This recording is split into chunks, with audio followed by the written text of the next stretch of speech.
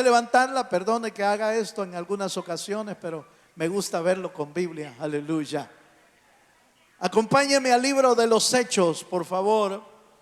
Hechos capítulo 2, verso 14 al 17. Recuerde que los días jueves estamos estudiando el libro de los Hechos y estamos adentrándonos a todos esos eventos y actividades que la iglesia del principio tuvo y que además nos sirven a nosotros de enseñanza en su palabra. Hechos capítulo 2, verso 14, por favor. Cuando usted lo tenga, dice amén. Entonces Pedro, poniéndose en pie con los 11, alzó la voz y les habló diciendo: varones judíos y todos los que habitáis en Jerusalén, esto os sea notorio, oíd mis palabras, porque estos no están ebrios como vosotros suponéis, puesto que es la hora tercera del día. Mas esto es lo dicho por el profeta Joel: y en los postreros días, dice Dios, derramaré de mi espíritu sobre toda carne. Vuestros hijos y vuestras hijas profetizarán, y vuestros jóvenes verán visiones, y vuestros ancianos soñarán sueños. Amén. Este es el texto que estuvimos recordando la semana pasada en nuestro tema, el día del Pentecostés. ¿Se recuerda? Hablamos de cómo el Señor había derramado de su espíritu exactamente en el día del Pentecostés, en el día de las cosechas, la fiesta de las cosechas, y cómo el Señor había derramado de su gracia. Hoy quiero detenerme en el tema, el primer discurso del apóstol Pedro. El primer discurso del apóstol Pedro. En realidad, el discurso surgió como una defensa de lo que estaba aconteciendo, porque lo que estaba pasando había provocado muchos rumores, mucho movimiento, había provocado mucha alerta entre el pueblo de qué estaba pasando con esto del derramamiento del Espíritu Santo, tanto inclusive que algunos ya estaban diciendo cosas hasta fuera del orden. Algunos estaban creyendo que lo que estaba pasando ahí era un desorden. Era el desorden de algunos bebedores, de algunos borrachos, que inclusive estaban señalando a los discípulos como gente que estaba trayendo un alboroto, porque pensaron, estos de plano se emborracharon, porque empezaron a hablar en lenguas que algunos entendían, otros no entendían, pero obviamente parecía un total desorden en el aposento alto. Y entonces Pedro, con la autoridad que da Dios, porque solo Dios puede dar esa autoridad, se levanta, hermano, no porque lo hayan señalado: Pedro, levántate, decía algo. No.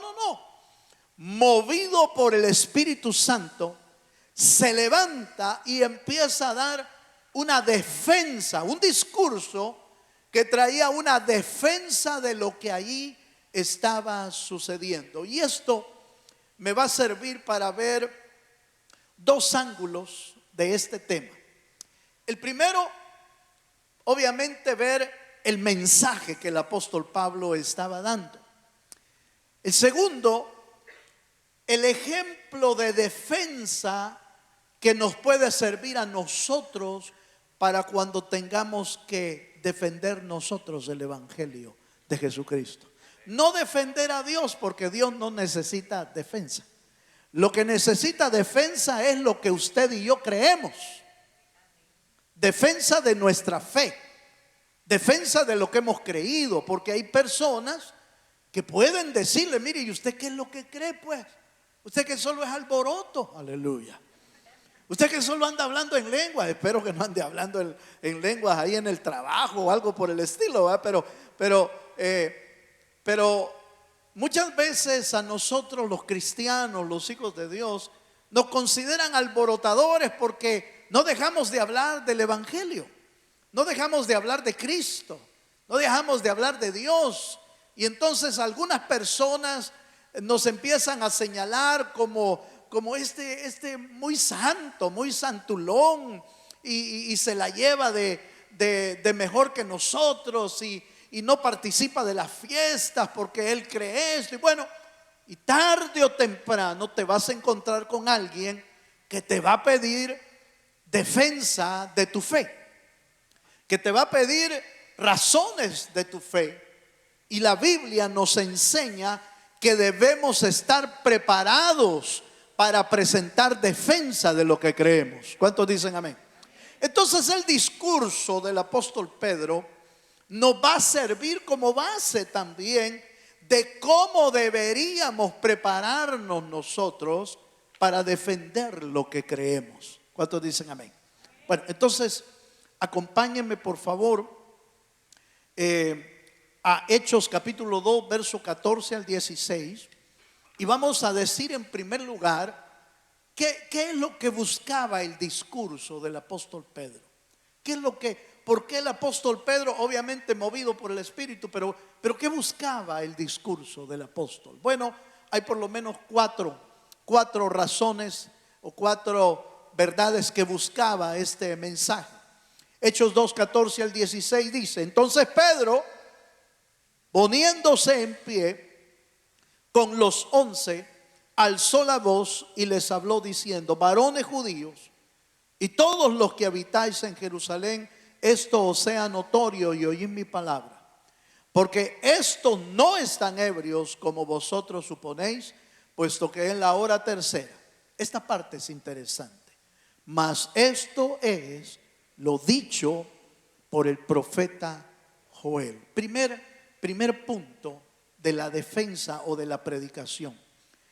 El apóstol Pedro quiso mostrar que lo que estaba pasando tenía antecedentes bíblicos, tenía fundamentos bíblicos, que no era un invento lo que estaba pasando ahí, un desorden, o que no era la emoción de 120 personas ahí alborotadas, gritando, quizás algunos hermanos hablando en lenguas.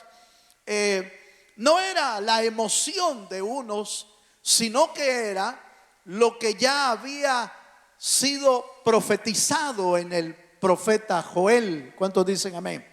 Y esto nos enseña una verdad tremenda. Si usted va a defender el evangelio, que sea a través de fundamentos bíblicos. Ese es un primer punto importante, hermano. Muchas veces nos quedamos trabados sin saber qué decir porque no tenemos fundamentos bíblicos, no tenemos a dónde ir. Más adelante el apóstol, ya en el verso 17, empieza a citar: esto es lo que dijo el profeta Joel: en los postreros días derramaré de mi espíritu. Y ahí no está leyendo el apóstol Pedro al profeta, lo está citando, hermano, porque conocía el versículo de lo que el profeta Joel había dicho. ¿Cuántos me están entendiendo, hermano? Él está citándolo, él está recitando el pasaje bíblico. Y de hecho los judíos ortodoxos, los judíos que estudian la Biblia o el Antiguo Testamento, porque todavía no entienden el Nuevo Testamento, pero el Antiguo Testamento, hermano, ellos lo recitan. Se aprenden grandes porciones de texto de la Biblia y lo recitan con tanta naturalidad que es impresionante, hermano. Es impresionante. Ahora, ¿por qué eso vino a la mente y al corazón del apóstol Pedro? No se lo estaba inventando en el momento. El Espíritu Santo le recordó lo que está escrito en la palabra del Señor. Por eso la Biblia dice que en estos tiempos que nosotros tenemos la gran ventaja del Espíritu Santo, y el apóstol en ese momento ya lo tenía, el Espíritu Santo os recordará, dice la Biblia, lo que habréis de decir. Pero les va a recordar que Le va a recordar la palabra. Le va a recordar lo que Cristo dijo en la palabra del Señor o lo que está escrito en el Antiguo Testamento. Entonces, esta parte es importante porque lo primero que buscaba el apóstol Pedro era mostrar que lo que estaba pasando ya estaba profetizado, ya tenía un antecedente bíblico, y a eso le llamamos tener fundamentos bíblicos. ¿Cuántos dicen amén? Por ejemplo, alguien te puede preguntar, voy a decir cosas sencillas, no cosas profundas que te pregunten, ¿verdad? Aunque de repente hay gente, hermano, que hace unas preguntas medio complicadas. Pero alguien te puede preguntar, mire, ¿y usted por qué se tiran tanto al suelo? Aleluya. ¿Sí? Una pregunta sencilla. ¿Usted sabe por qué, hermano? Aleluya. Bueno, hay antecedentes bíblicos. La Biblia dice que podemos adorar al Señor postrados. Y la palabra postrado es tirado en el suelo. Mire, ¿y ustedes por qué? ¿Y por qué de repente se ponen a danzar y a saltar? ¿Hay antecedentes de eso? Ahí está en la Biblia. Y David danzaba y daba vueltas desenfrenadas delante del Señor y alababa a Dios junto con todo el pueblo. Hay antecedentes bíblicos. Mire, ¿y ustedes por qué algunas hermanas usan mantelina? Aleluya. Algunas sí, algunas no. Ese ya es problema suyo. ¿Hay antecedentes bíblicos? Sí. Vaya a 1 Corintios capítulo 11 y dice que la mujer se cubra cuando ore y cuando profetice. Es dos razones bíblicas y dos razones espirituales. Algunos han dicho, no, hermano, pero eso era para el tiempo antiguo, porque eso era parte de la cultura. Orar y profetizar es cultura. No.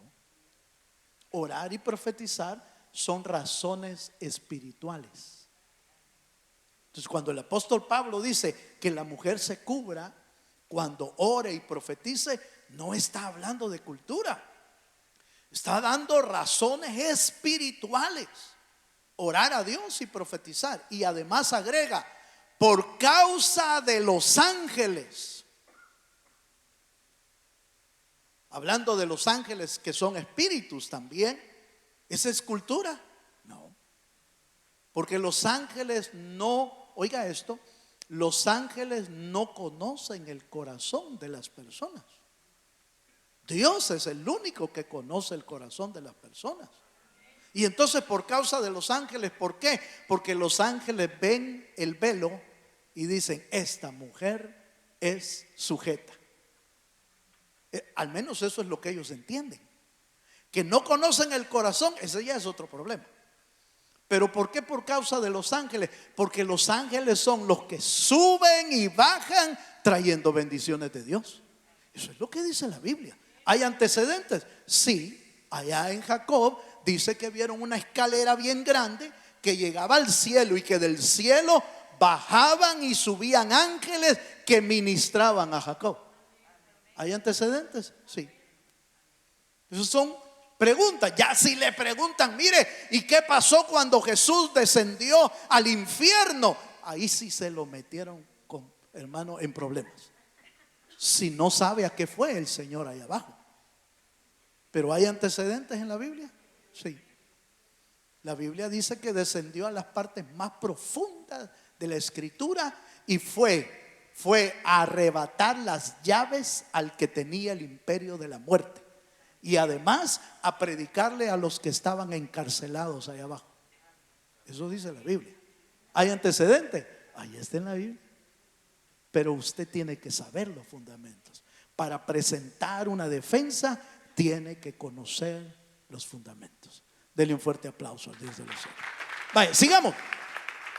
Ahora, Pedro, el apóstol Pedro, está citando el libro de Joel. Entonces vayamos a Joel para verlo, que el apóstol Pedro en realidad está recitando de una manera pero maravillosa lo que está escrito en el texto. Joel capítulo 2, verso 28 al 29. La palabra Joel, por si usted no lo sabía, quiere decir en hebreo Joel, que significa Jehová es Dios. Eso es Joel, del hebreo Joel, que quiere decir Jehová es Dios. El libro de Joel fue escrito entre el año 835 y el año 800 antes de Cristo. Pero dice así el versículo, Joel 2:28 dice: y después de esto derramaré mi espíritu sobre toda carne, y profetizarán vuestros hijos y vuestras hijas, vuestros ancianos soñarán sueños, y vuestros jóvenes verán visiones, y también sobre los siervos y sobre las siervas derramaré mi espíritu en aquellos días. ¿No le parece igual a lo que dijo Pedro en el capítulo 10, capítulo 2 de Hechos, verso 17 en adelante? Es exactamente lo mismo.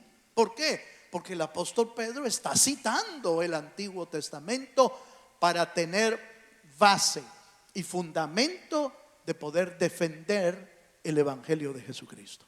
¿Cuántos dicen amén? Entonces, primer punto, ¿qué buscaba el discurso del apóstol Pedro? Buscaba probar, mostrar que lo que estaba pasando tenía antecedentes. Número 2, segundo elemento, segundo punto. Hechos capítulo 2, verso 17. Voy a leer el Hechos, note, y va a sonarle exactamente igual a lo que decía Joel. Capítulo 2, verso 17 dice: y en los postreros días, dice Dios, derramaré de mi espíritu sobre toda carne, y vuestros hijos y vuestras hijas profetizarán, vuestros jóvenes verán visiones, y vuestros ancianos soñarán sueños. Segundo punto del discurso era mostrar el cumplimiento en los postreros días. Mostrar el cumplimiento de lo que estaba profetizado en los postreros días.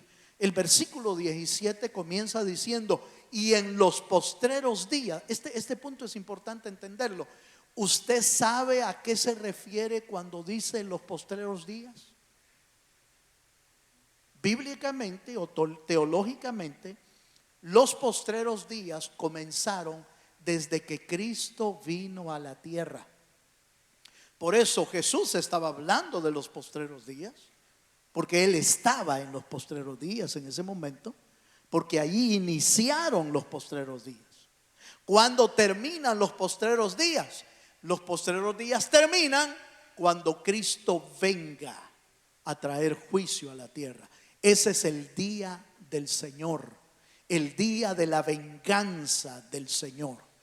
Ahí terminan los postreros días. Entonces, cuando usted lea en la Biblia la palabra postreros días, se está refiriendo a un periodo de tiempo entre la primera venida de Jesucristo hasta que Él venga en la segunda venida de Jesucristo. Ese lapso de tiempo, ese periodo de tiempo son los postreros días. ¿Cuántos dicen amén? Entonces no estaban equivocados los apóstoles cuando ellos en sus cartas ellos hablaban de que el Señor podía venir en ese momento. ¿Por qué? Porque ellos sentían que estaban en los postreros días y no estaban equivocados, porque estaban en los postreros días desde que Cristo vino a la tierra. ¿Nosotros estamos en los postreros días? Sí, hasta que el Señor venga en su juicio final sobre la tierra, seguiremos estando en los postreros días. ¿Cuántos dicen amén? Vale. Entonces, el segundo propósito del discurso era mostrar el cumplimiento de los postreros días. Vamos a leer varios versículos, síganme por favor. Hebreos capítulo 1, verso 2. Hebreos capítulo 1, versículo 2. Y luego voy a ir a primera de Pedro. Hebreos 1, 2 dice así la palabra del Señor: en estos postreros días nos ha hablado por el Hijo. Oiga, en estos postreros días nos ha hablado por el Hijo. Eso, desde que Cristo vino empezaron los postreros días, y por eso el texto lo dice con claridad. En estos postreros días nos ha hablado por el Hijo, a quien constituyó heredero de todo y por quien asimismo hizo el universo. Antes habló a través de profetas, de patriarcas, había hablado, pero en estos postreros días, dice Hebreos, nos ha hablado a través del Hijo, porque es el período, el tiempo del Hijo. Primera de Pedro 1:20. Seguimos un poquito más.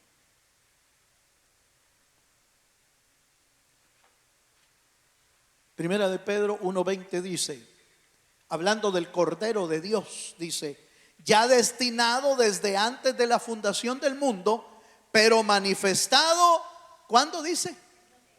En los postreros días, o en los postreros tiempos, por amor de vosotros. Entonces, cuando Cristo se manifestó al mundo, allí comienzan los postreros días, y ahora estamos viviendo esos postreros días. Por supuesto, las señales que ahora vemos son muchas más visibles, son mucho más fuertes, mucho más evidentes, y no es extraño que esto suceda, porque la Biblia compara la venida del Señor como el día de los dolores de parto, ¿se recuerda?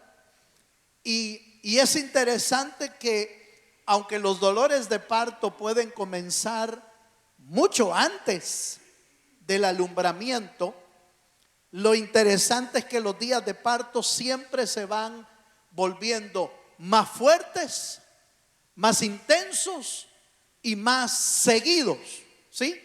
Esa es la característica de los dolores de parto, que a veces comienzan con dolor y ahí aparecen las hermanas. Yo lo acabo de estar viendo con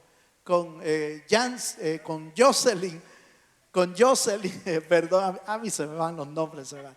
Lo acabo de estar viendo con Jocelyn, que de repente aparece y decía, ve, una contracción, decía. Ve, ay, mire, decía yo. No miraba nada, pero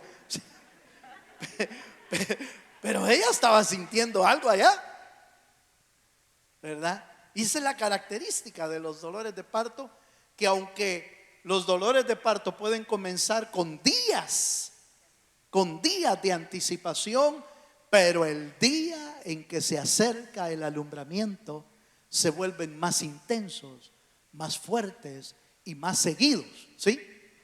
Por eso es que usted y yo sentimos que estamos llegando a los tiempos finales. ¿Por qué? Porque cada vez, hermano, estamos viendo noticias más intensas y más constantes y más seguidas de todo lo que está pasando en el mundo.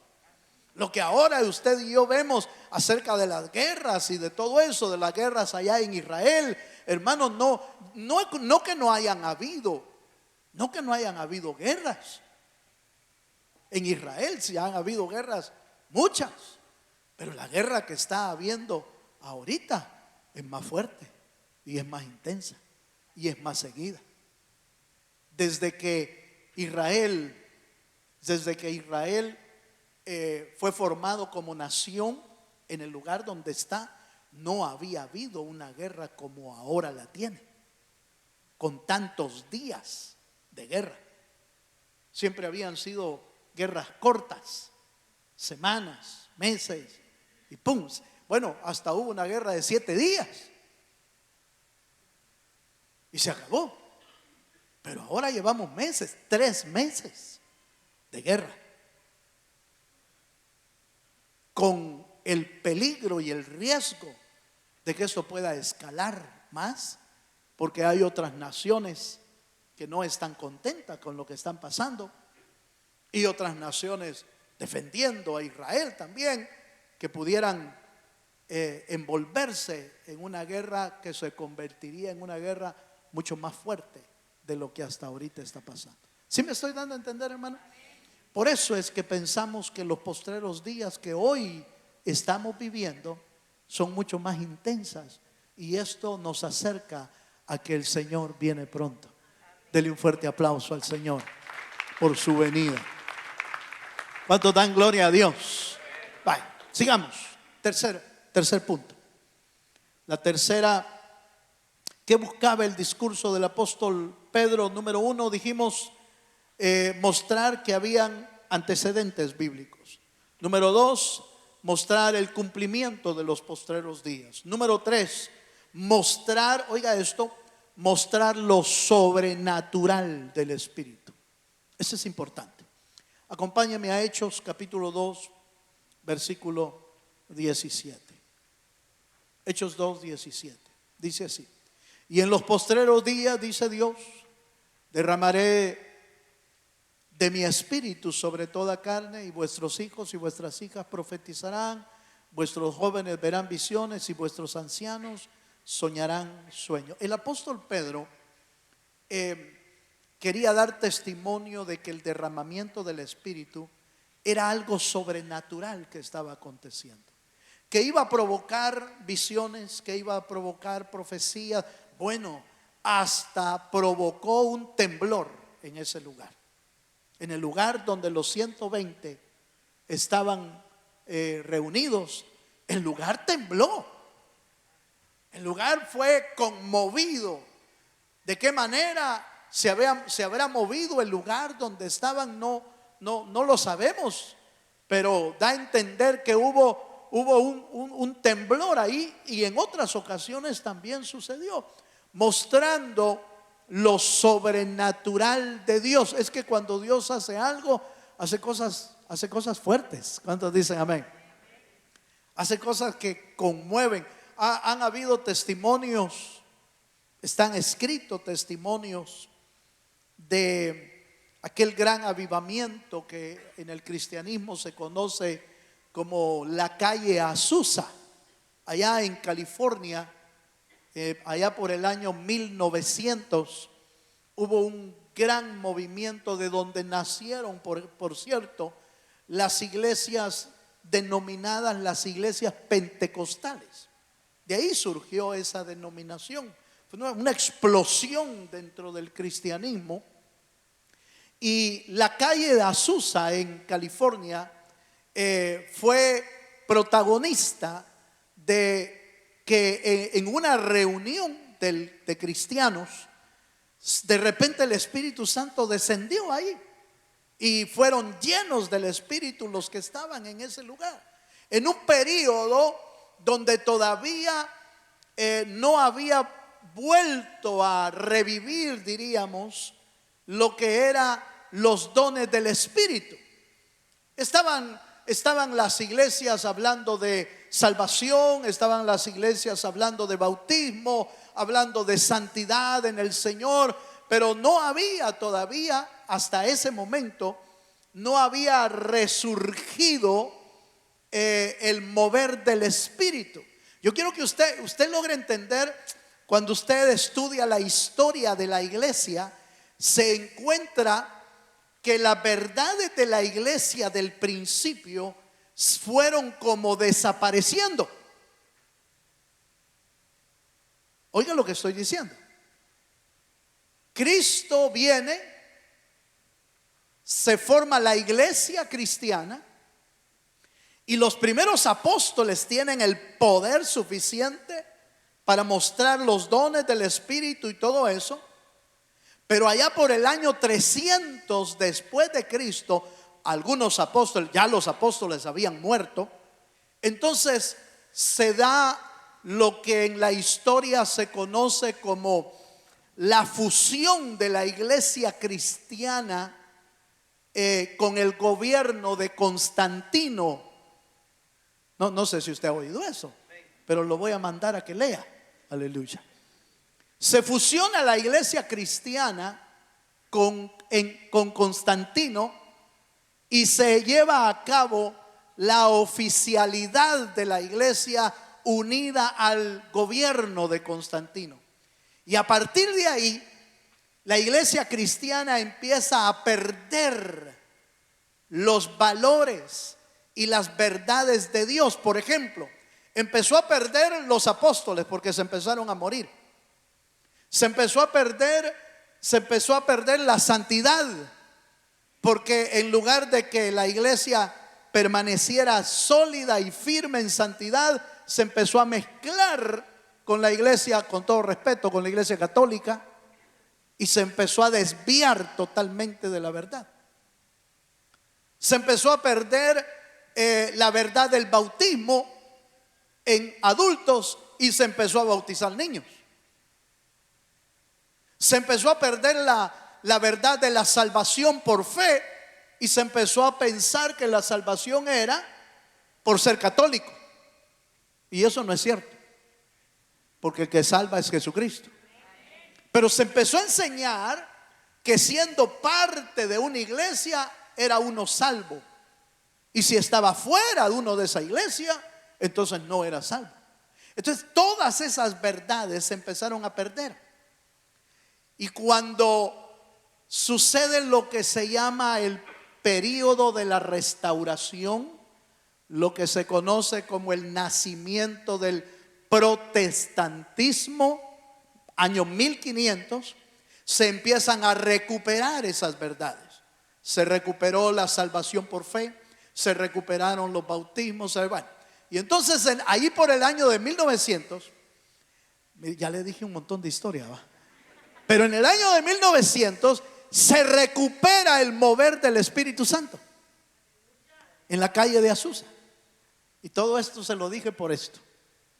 En la calle Azusa, cuando el Espíritu Santo descendió, hay testimonios y hay evidencia de que cuando el Espíritu Santo cayó, la gente que estaba alrededor pensó que había un incendio en el edificio. Oiga lo que estoy diciendo. Usted puede leerlo. Dice, pensaron que había un incendio porque veían como llamaradas de fuego en el edificio. Tanto que llegaron los bomberos, pero no estaban en fuego. Los que estaban en fuego eran los que estaban adentro. Fíjense. Y ahí nació lo que se conoce como el pentecostalismo, que no es nada más que el mover del Espíritu Santo, como está escrito: en los postreros tiempos derramaré de mi espíritu. Cosas sobrenaturales. Allí es donde se empezó a ver que ese derramamiento del Espíritu no solamente traía lenguas, sino que habían sanidades, habían milagros, habían personas que eran transformadas, habían demonios que eran expulsados. Es sobrenaturalidad, porque el evangelio de Jesucristo no es normal, hermano. El evangelio de Jesucristo es sobrenatural. Si usted no puede creer en lo sobrenatural, entonces no puede creer en el derramamiento del Espíritu Santo, porque todo lo que Dios hace es sobrenatural. ¿Cuántos dicen amén? Leemos unos versos para avanzar en el tema, por favor. Hechos 4:31. Hablando del derramamiento del Espíritu Santo. Mire lo que dice aquí. Hechos 4:31. Cuando hubieron orado, el lugar que estaban congregados, ¿qué dice, hermano? Eso es normal, hermano, que tiemble en un lugar cuando se ora. Yo he estado en reuniones donde de plano ha habido un incendio de Dios a través de la oración y del Espíritu, pero con todo respeto, no he visto que tiemble todavía. Pero estos vieron que temblaba. Aleluya. Vieron que el edificio se movía. Y dice, cuando hubieron orado, el lugar que estaban congregados tembló, y todos fueron llenos del Espíritu Santo y hablaban con denuedo la palabra de Dios. Hechos 8:17 dice. Hechos 8:17 dice: entonces les imponían las manos y recibían el Espíritu Santo. Quiere decir que la imposición de manos hermano, es algo que ya está escrito en el libro de Hebreos, capítulo 6, cuando habla de la doctrina de Cristo, incluye la imposición de manos. Es parte, y dice la Escritura, es parte de la doctrina fundamental de Cristo. La imposición de manos, orar por los enfermos, orar para que reciban una bendición, orar para que sean sanados, orar para que sean llenos del Espíritu Santo y poniendo las manos, es algo bíblico, es un antecedente. Ahí está el antecedente. Está escrito, Jesús ponía la mano sobre los enfermos. Los apóstoles ponían las manos, algunos para ser sanados, otros para ser liberados, otros para recibir del Espíritu Santo. Eso es lo que está pasando aquí. Amén, hermano. Y por último, Hechos 10:44. Hechos 10:44 dice, hablando del derramamiento del Espíritu Santo, dice: mientras aún hablaba Pedro estas palabras, el Espíritu Santo cayó sobre todos los que oían el discurso. Por cierto, este es otro discurso. El discurso que estamos hablando, del primer discurso de Pedro, es Hechos 2. Hechos capítulo 10 es otro discurso, otro lugar, otra gente, otra predicación. Pero dice, mientras aún hablaba Pedro estas palabras, el Espíritu cayó sobre todos los que oían el discurso, y los fieles de la circuncisión que habían venido con Pedro se quedaron atónitos de que también sobre los gentiles se derramase el don del Espíritu Santo, porque los oían que hablaban en lengua y que magnificaban a Dios. Los que estaban aquí recibiendo del Señor no eran judíos, no eran israelitas, eran gentiles, era gente común de otras naciones como usted o como yo. Bendito sea el Señor, hermano, que Dios no nos excluyó del derramamiento del Espíritu Santo, sino que nos unió al cuerpo de Cristo, o al cuerpo de Israel también, en un solo pueblo, para que de ambos pueblos fuera uno solo, nacido de nuevo, con las mismas bendiciones, con las mismas experiencias y con las mismas, hermanos, con la misma gracia de Dios siendo derramada sobre nosotros. Cuarta razón, y con eso termino. La cuarta razón, o la cuarta que buscaba el discurso del apóstol Pedro, era hacer tornar el corazón de Israel. Cuando usted presente una defensa, tiene que tener fundamentos bíblicos, tiene que saber dónde está cumplido la palabra, tiene que mostrar lo sobrenatural de Dios en la Biblia. Pero además de eso, lo que se busca es hacer tornar el corazón de Israel. En otras palabras, cuando usted presente defensa, no busque pelear. Aleluya. Si su defensa es pelear, ya su discurso no sirvió. No sirvió. Porque hay gente que usa la Biblia para pelear, hermano. Hay gente que le gusta andar peleando aquí, peleando allá. Y el gran lío es que sabe Biblia, pues. Pero si su discurso es para andar peleando, eso no es lo que nos invita a hacer el Señor. Cuando el apóstol Pedro, y dice palabras fuertes el apóstol Pedro, cuando les dice a los discípulos, a los oyentes del discurso del capítulo 2, dice: y vosotros matasteis al Hijo de Dios. Vosotros son los que, aquellos se han de haber quedado así impactados, pero sirvió, hermano. Hay gente que requiere un poquito de fuerza, aleluya. Hay gente que requiere alguna palabra un poquito más durita que otra. Sí, pero el centro no es, el centro del mensaje, el centro de la defensa no es pelear, ni tampoco golpear al que está oyendo, sino que el propósito del mensaje es hacer tornar el corazón de las personas. Leemos Hechos 2, búsquenme ahí por favor, Hechos 2, 37 y 38. Allí podemos encontrar ya el resultado. No voy a ahondar en este punto porque me va a servir para el otro mensaje. Aleluya. Va a servir para introducirme a lo que sucedió con ese mensaje y muchas otras cosas más que hay ahí. Hechos 2:37 al 38 dice: al oír esto, está hablando de los que estaban oyendo el mensaje. Al oír esto, se compungieron de corazón y dijeron a Pedro y a los otros apóstoles: varones hermanos, ¿qué haremos? Pedro les dijo: arrepentíos y bautícese cada uno de vosotros en el nombre de Jesucristo para perdón de los pecados, y recibiréis el don del Espíritu. ¿Cuántos dicen amén? Amén. ¿Qué buscaba el apóstol Pedro? El apóstol Pedro no solo buscaba defender el evangelio con argumentos bien plantados, mostrando los antecedentes bíblicos, mostrando su cumplimiento y mostrando la sobrenaturalidad del evangelio de Jesucristo.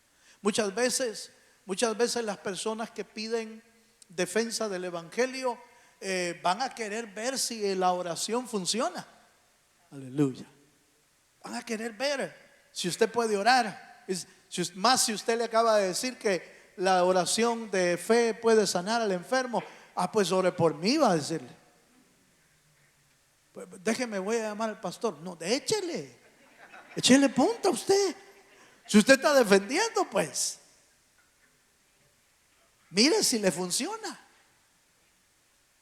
Si no sana, de plano, pues hay antecedentes de que algunos no sanaban. Aleluya. ¿O no? Y si lo despacha,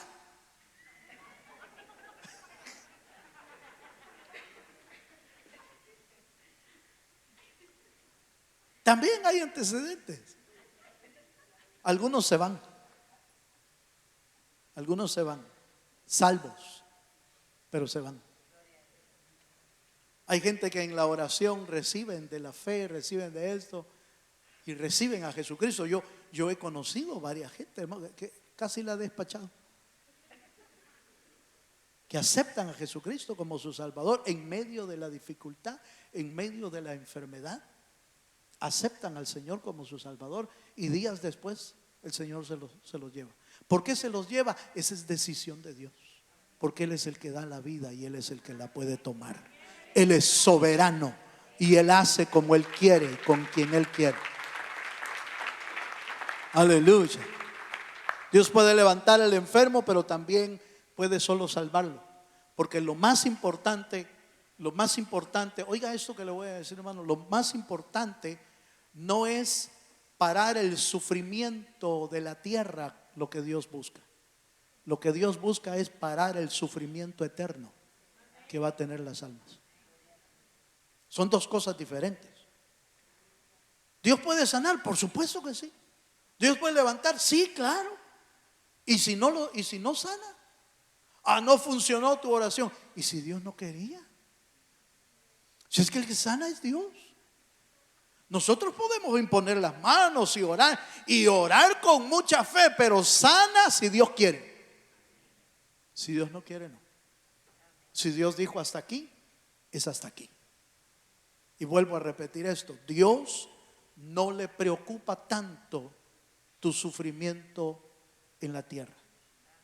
A Dios lo que le interesa es parar el sufrimiento eterno que puede uno llegar a tener si no tiene a Cristo en el corazón. Dele un fuerte aplauso al Dios de los cielos. Voy a terminar. Entonces, cuando oyeron el mensaje, su corazón se compungió. Y esa es la parte más importante de cualquier defensa, de cualquier mensaje, de cualquier plática que usted tenga con alguien que no conoce al Señor. Busque que su alma se arrepienta, que pueda conocer al Señor. Primera de Corintios 14:2. Mientras los músicos se vienen, por favor, voy a leer el texto de conclusión. Primera de Corintios 14:12 dice: así también vosotros, pues, que anheláis dones espirituales, procurad abundar en ellos para la edificación de la iglesia. Voy a cerrar con esto. El derramamiento del Espíritu Santo es el promotor de los dones del Espíritu. Es el que reparte, es el que da, es el que entrega, como Él quiere. Que nosotros podemos anhelarlo, sí, debemos anhelarlo. Y debemos anhelarlo con un solo propósito: de ser de edificación para la iglesia. Nunca se le ocurra tener un don de Dios con el propósito de volverse más grande,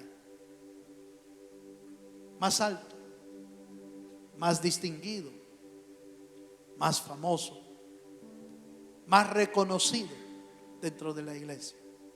No.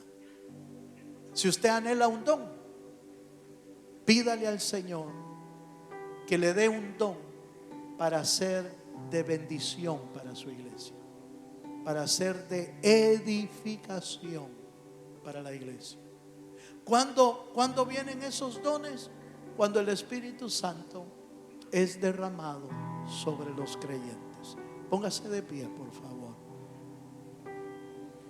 Y esta noche que tenemos la oportunidad de pedirlo, ¿por qué nos animamos a decirle: Señor,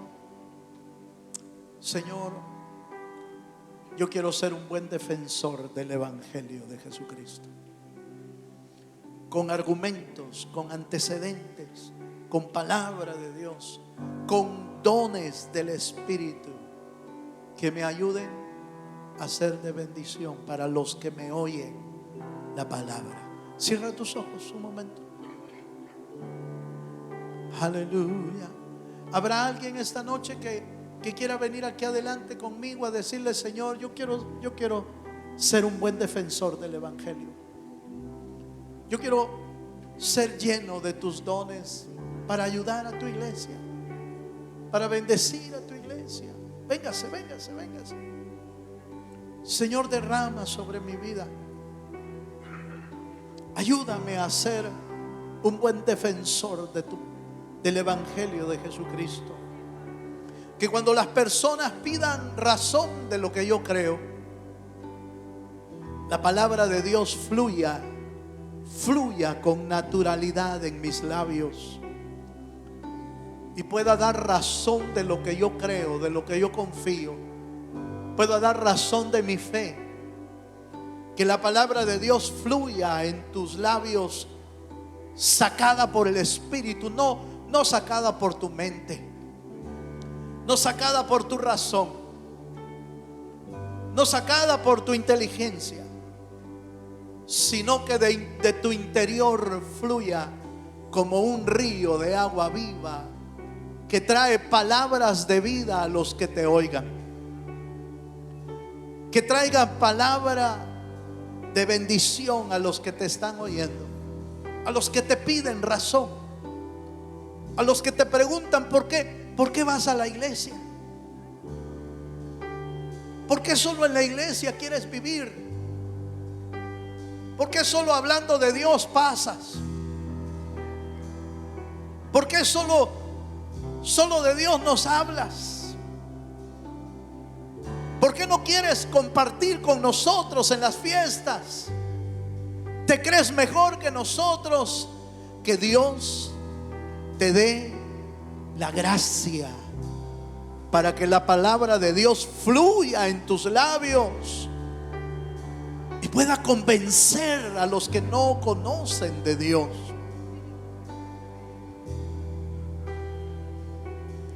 Dile al Señor esta noche: Señor, dame de tu Espíritu. Lléname con tu Espíritu, lléname con tu presencia. Algo está cayendo aquí. Después de haber sido derramado el Espíritu sobre los 120, fueron llenos de su Espíritu y hablaron en otras lenguas. Pero también hablaron con denuedo. Aleluya. Oh, sí, Señor. Algo está cayendo aquí. Levanta tus manos, hermano, levanta tus manos al Señor. Es tan fuerte sobre mí. Dile, Espíritu Santo, lléname. Oh Jesús. Mis manos levantaré. Oh, Y tu gloria toca. tocaré. Una vez más, dile, oh sí, algo está cayendo aquí. Es tan fuerte sobre mí.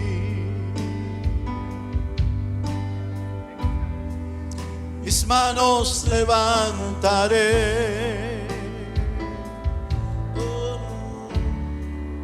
Su gloria toca. Una vez más, dile al Señor, algo está cayendo aquí.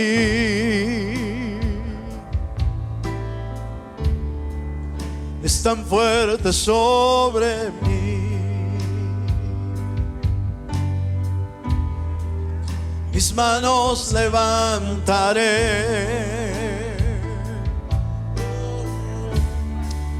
Y su gloria toca. Levanta tus manos y dile al Señor, está cayendo su gloria sobre mí.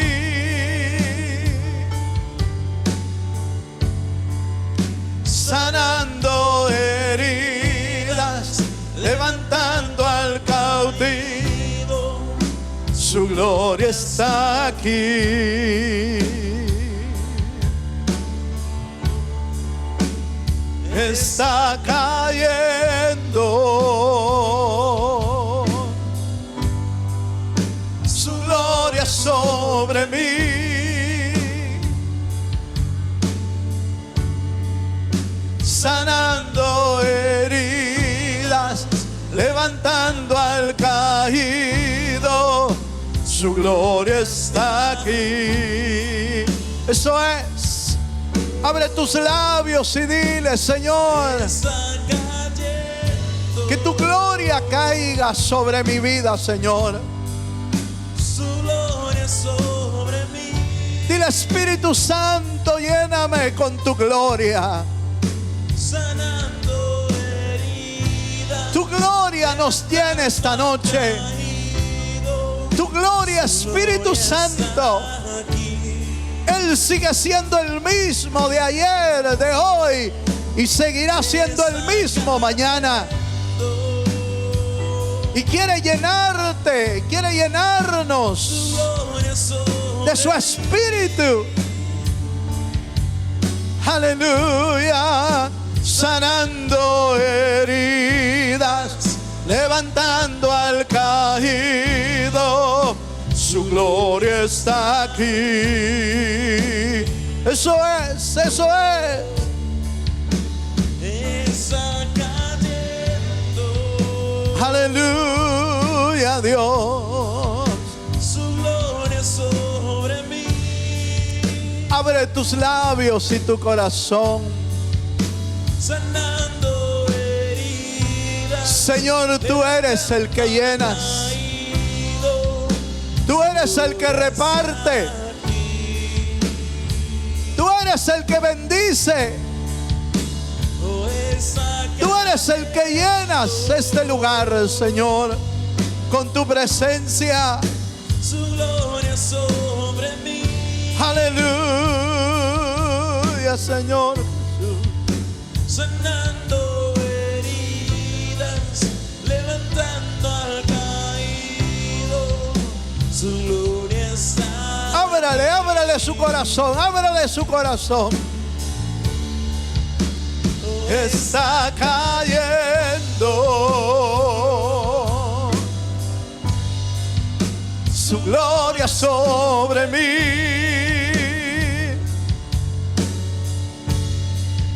Sanando heridas, levantando al caído. Su gloria está aquí. Una vez más. Está cayendo. En el nombre de Jesús. Padre, mueve tu espíritu. Mueve tu espíritu, Señor. Sanando heridas, levantando al caído, su gloria está aquí. Así con tus manos en alto, hermano. Con tus manos en alto. Abre tus labios y dile: Señor, llena mi vida. Llena mi vida con tu presencia. Llena mi vida con tu espíritu. Muévete, Señor, en este lugar y en mi vida, en mi interior. Muévete con libertad, Señor. Tu palabra dice, Señor, que esta promesa es para tus hijos. Y los que estamos en este lugar somos hijos tuyos. Señor, derrama sobre la vida de tu pueblo. Oh, aleluya. Aleluya, Señor. Derrama, Señor, de tu presencia. Oh, sí, mi Dios. Tira más la que te remozo que era nada más guaira. Re que te mairo que te remozo quiero. Señor, llena, llena, llena vasos, llena vida, llena corazones, llena espíritus de tu presencia. Sopla vida, Señor. Sopla vida. Aleluya, mi Dios. Sopla de tu espíritu. Oh, Santo, Santo Espíritu. Te bendecimos, Rey. Eso es. Abre tu corazón. Abre tu corazón y abre tus labios. Y la Biblia dice que Él llenará tu boca de su palabra. Aleluya. Espíritu Santo, llena, llena nuestros corazones, Señor. Oh, Ramamamaira la basanta, re que tiene más, lo que te remascuaire. Llena. Y llena de tu espíritu. Con tu gracia, Señor. Envía tu gracia. Aleluya.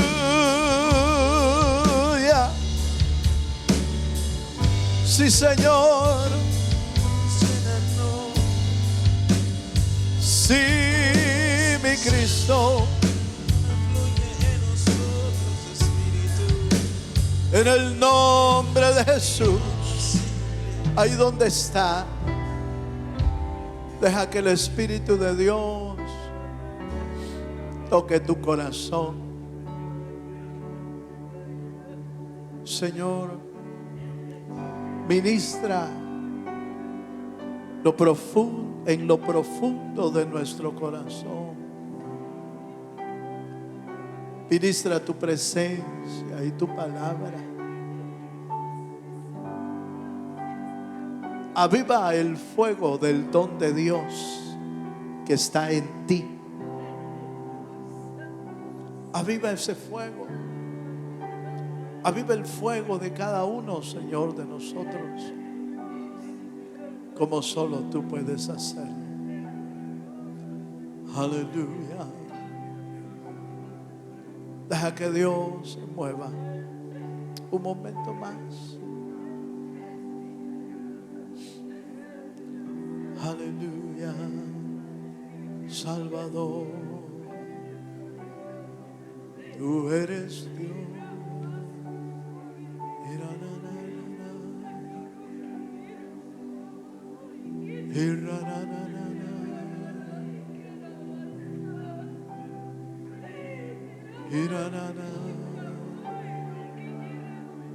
Solo tú eres Dios.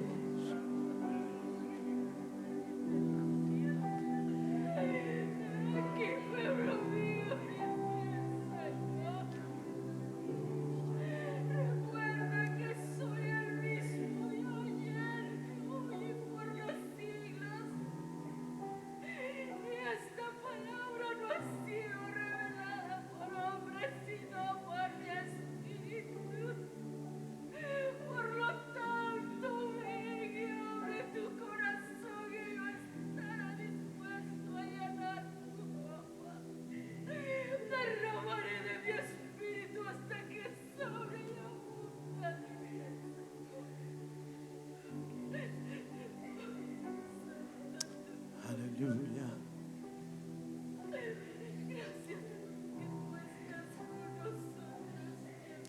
Dale un momento más a su espíritu. Dale un momento a su espíritu, que Él se mueva en tu corazón. Ábrele tu corazón, ábrele.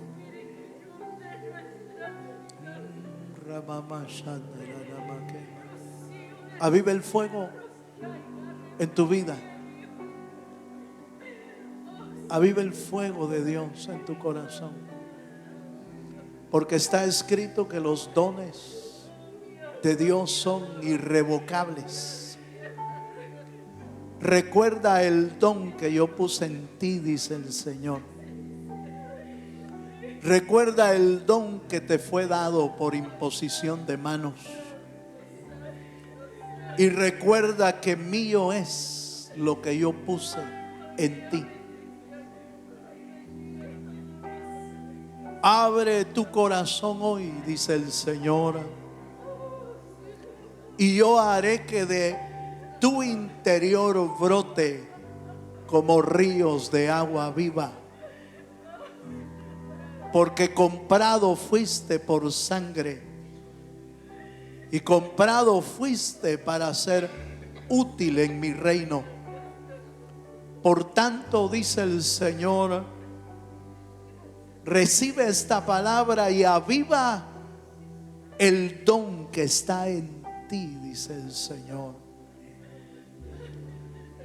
Aleluya.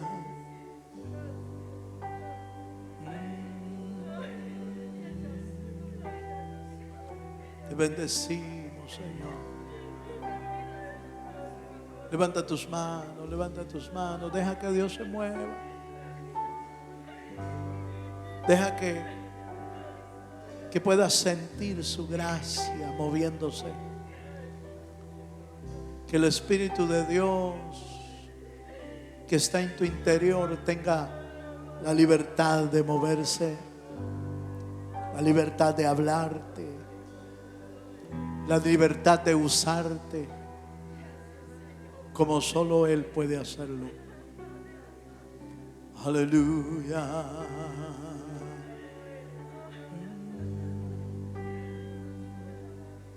Sí, Señor Jesús.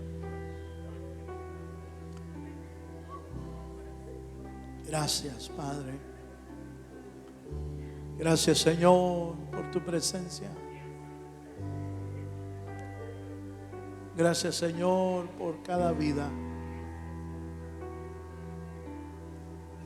Tu buen espíritu, Señor, obre y opere en lo profundo de nuestro corazón. Gracias. Gracias, mi Dios. Digno eres de recibir la gloria Digno eres de recibir el honor. Gracias, Jesús. Aleluya. Oramos, Señor, por tu pueblo y por cada familia, por cada uno de tus hijos, Señor, para que de ti venga esa palabra que llene los corazones, avive sus dones y los prepare, Señor, para seguir avanzando cada día. En el nombre de Cristo Jesús te bendecimos, Señor. También te rogamos esta noche que lleves a tu pueblo con bien y con bendición hasta sus hogares. Que tu palabra siga obrando, Señor, en nuestros corazones, en el nombre precioso de Cristo Jesús. Lo pedimos todo. Amén y amén. Le damos un fuerte aplauso al Señor, hermano.